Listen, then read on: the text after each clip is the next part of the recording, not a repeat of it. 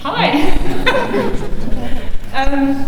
I want to take us actually sort of away from some of the technical stuff that we've spoken about today. You know, we've heard so much about the professional tensions of what we do, and also how we have to do and what it is that we now need to do. We've dived into impact management, we've dived into accounting, we've dived into strategy and investing. It's really clear when we look out there that the industrial and the financial world that we live in and the challenges that we need to address are pressing. You know, none of us here are going to disagree with that. Professionally, we know what it is that we have to do, but my question is, are we ready to do it? The need for radical collaboration has never been clearer, or in some instances, demonstrated so beautifully by so many of the speakers that we've heard from today and many of you in this room, and we thank you for that. What hasn't been discussed is the parallel need for radical empathy. How do we truly understand the people we're working with and sometimes feel we are working against? Do we know who they are, who they really are? How do we walk in their shoes such that collaboration becomes easier and it's anchored by a deep understanding of who we really are? In other words, how do we really partner for change? I want to ask a really simple question of you all tonight, and I'll come to that in a moment. But as we stand in this extraordinary place, steeped in history, could those who have built this incredible palace and this incredible place, those who lived in it, ever have conceived of the changes that have happened since they've built this place? The scale of the social, the political, the cultural and the environmental change that has swept not just Scottish lands, but globally since I had the 11th century minister, but I will take your word. I wasn't there. Note to self, never trust Google.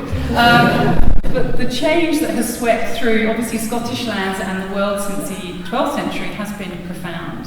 We've made major strides and advances in our own capabilities. We've walked on the moon. We've been to the bottom of the ocean. We've learned more about ourselves, each other, and everything. We've connected more, we've broken down barriers, and we've innovated.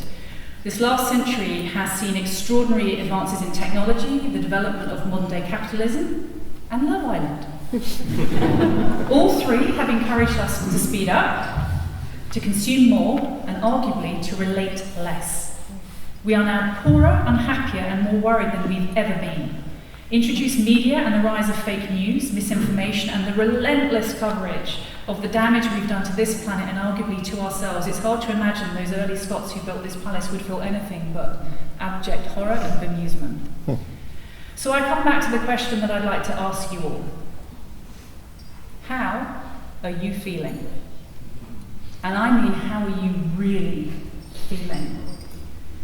Are you tired of this constant swing state between outrage and optimism, of hope and despair, of fight or flight?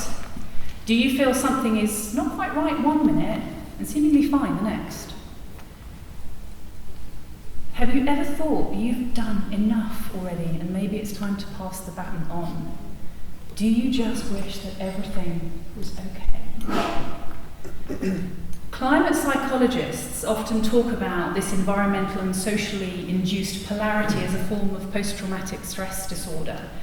One, Glenn Albrecht, an Australian, coined the phrase solastalgia, that deep sense of loss, nostalgia, for the state of peace that we feel when our home is intact.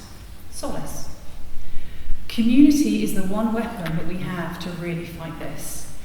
Now, everybody here today is part of this massive community around the world that's tasked with possibly the greatest feat of human endeavour and creativity in human short history.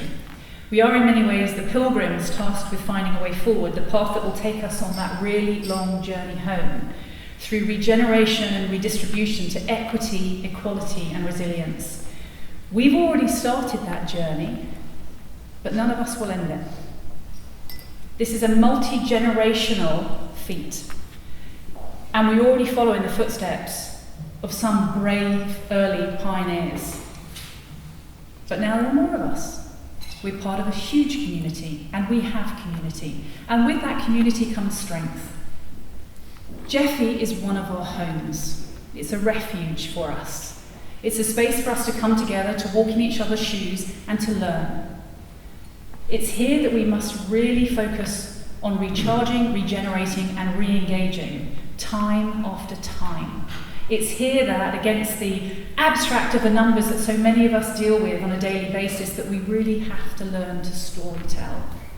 It's here that we must listen to the stories of who we really are and embrace not just our story, but other people's stories as well.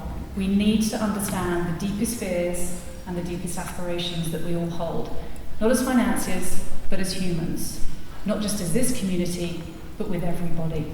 We must become an inclusive church. Stories we know move people. They really help us understand who we are, where we've come from, and where we'd like to go. Numbers don't. Numbers need language to anchor them, to make sense, and contrary to popular belief, not everything is designed to be measured.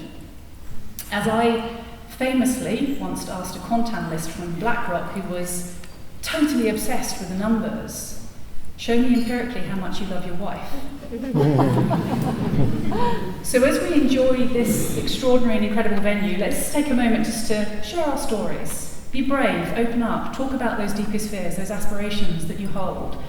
Let's connect in a way that really binds us together as a force for good, and let's thank GEFI and the team for giving us the sanctuary and the space to enable us to do this. As faithless, you quoted Minister Barack Obama, I am going to quote faithless.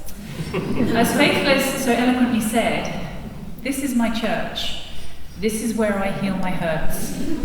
It's the world I've become, contained in the hum between voice and drum. It's in the change, the poetic justice of cause and effect, respect, love, compassion." Thank you.